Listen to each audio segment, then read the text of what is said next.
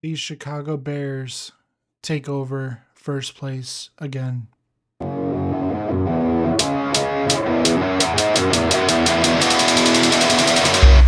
What's up, guys? Welcome back to the Gridiron podcast. And unfortunately, due to scheduling issues, Mike is unable to join, as well as my coworker. I'm wishing Mike good luck on his finals at college. So let's get straight into it. Going to start off with the first place team that just took over first place again, that being the Chicago Bears. They took on the Cleveland Browns and won 31-3. And 3 interceptions, the turnover battle big time. DeAndre Swift, 18 carries, 98 yards, 2 touchdowns. Caleb Williams looked pretty good. This is a team that they're versing the Cleveland Browns. They're the meme of the NFL right now. But Myles Garrett coming in with, I believe, 3 sacks, and he's a half sack away from tying Michael Strahan's record. But there was a lot of key plays in this game. Obviously, the interceptions by Chicago's defense, including the one by C.J. Gardner-Johnson with the return that he had as well. And Chicago's offense is looking pretty good. 31 points, obviously, against a Cleveland defense that has been hit or miss all year. And they moved to 10-4, taking first place in the division. Now, one question that I would have had for Mike and potentially my coworker as well is, last episode we talked about DJ Moore not being utilized. This game was a little bit different. 4 receptions for 69 yards. And obviously no Roma Dunze. But do you think that one play would have changed the momentum for this team if they realize that, hey, DJ Moore is actually a target we need to use? Because obviously the last play against Green Bay, he was not targeted. Apparently he wasn't even a target in the play, and ended up being an interception for Keyshawn Nixon. So it's very interesting to see that DJ Moore was more utilized this game, and with 2 touchdowns as well. But in terms of defense, they had 3 sacks total on Shedeur Sanders. So, sorry, he took 5 sacks. So there's a difference between these teams for sure. Cleveland 3-11, Chicago now 10-4, and this game was pretty much, Mike and I predicted that this was going to be a blowout. So moving on to the next game, it's going to be a little bit shorter of an episode, obviously, because without Mike to talk a little bit more per se. But the Minnesota Vikings, who are 4th in the NFC North, beat the Cowboys 34-26. Now, this was an interesting game because I predicted Dallas to win, and I believe Mike also predicted Dallas to win. But J.J. McCarthy, 15 for 24, 250 yards, 2 touchdowns, 1 interception. Their run game was still non-existent.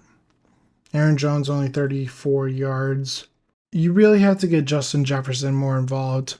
8 targets, 2 receptions, 22 yards. That is 100% also on J.J. McCarthy. It's not just on Justin Jefferson dropping those passes. But Minnesota, 34-26, they sit at 6-8. And now Dallas, they needed this win to even come close to even having a potential shot at the playoffs. But they lose, and I believe their percentage is now probably about 5% making the playoffs, as they sit at 6-7-1. And Jordan Addison, 2 receptions for 66 yards, 33 yards average. He's been coming into his own a little bit, but You gotta with Minnesota, you gotta make some changes big time. Next, moving on to the Green Bay Packers, who now sit second place in the NFC North. They lose to Denver 34-26. I predicted this correct. Mike did not. But I will mention something that I know Mike is going to mention, the holding calls on Micah Parsons. Now, these refs suck this year. They are just absolutely horrible.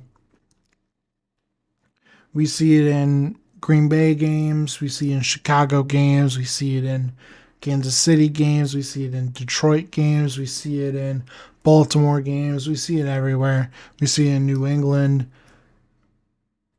And love throwing those 2 interceptions. Can't be doing that if you want to contend with the team. You can't give up 2 turnovers. And Josh Jacobs, 12 carries, 73 yards. And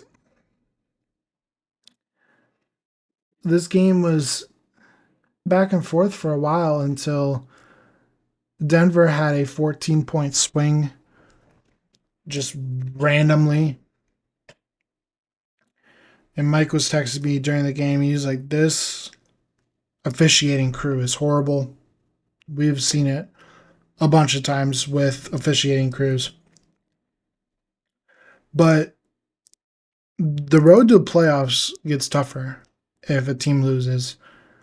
And with Green Bay losing, it gets tougher. And obviously, they have Chicago on Saturday. So that should be a pretty good game to determine the standings big time. Now, moving on to the Detroit Lions,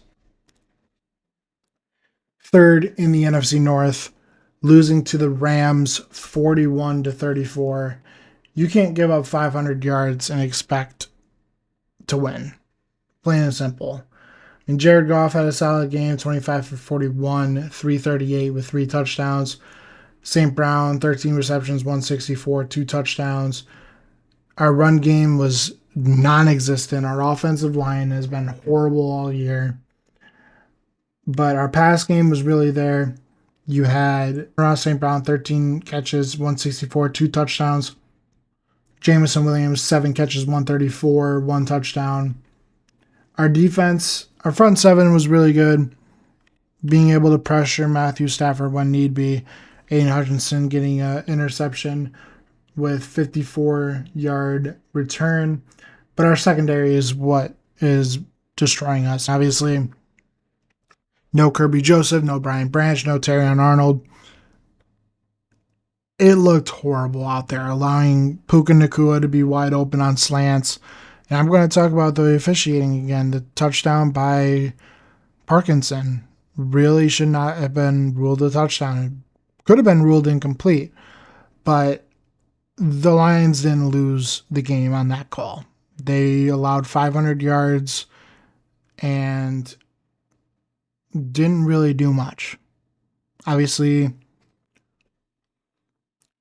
no points in the third quarter. Really only 4 yards total in the third quarter. And you can't win a football game like that. For the rest of the season, the Lions need to win out to make the playoffs. And they currently sit at 8-6. So we'll have to see how that goes. But let's get into some predictions.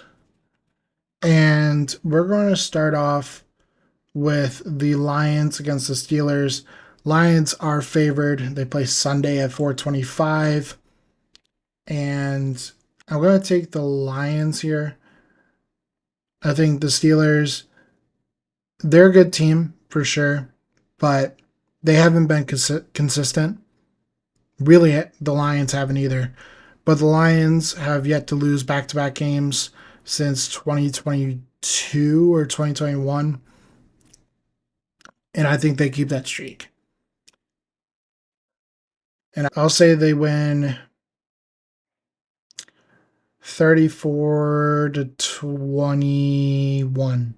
34-21. And then we got the Packers against the Bears Saturday night at 8:20. I'm going to take the Packers. I think the Packers are a better, well-rounded team. Now, obviously, with the absence of Micah Parsons going into this game, it's going to throw a wrench into it. But if that offensive line for Green Bay holds their own, we could see a really good game. And it's in Chicago, in Soldier Field. Green Bay is used to playing in the cold. So I think Green Bay takes it. I'm going to say it's going to be a close game. And I'll say it's going to be 28-24. And then finally, the Minnesota Vikings. They take on the New York Giants. I'm going to take Minnesota. I think really New York is basically playing for draft pick at this point. I'm going to take Minnesota to win 28-9. Yeah, 28-9. But yeah, thank you guys for tuning into this episode. I know it's a short one, but hope to get Mike and my coworker in next week's episode. We'll see you guys next time. You guys can follow us on Spotify, Apple Podcasts, Amazon Music, Twitter, and here on YouTube if you're watching the video version. But yeah, thank you guys for tuning in. We'll see you guys next week. Peace.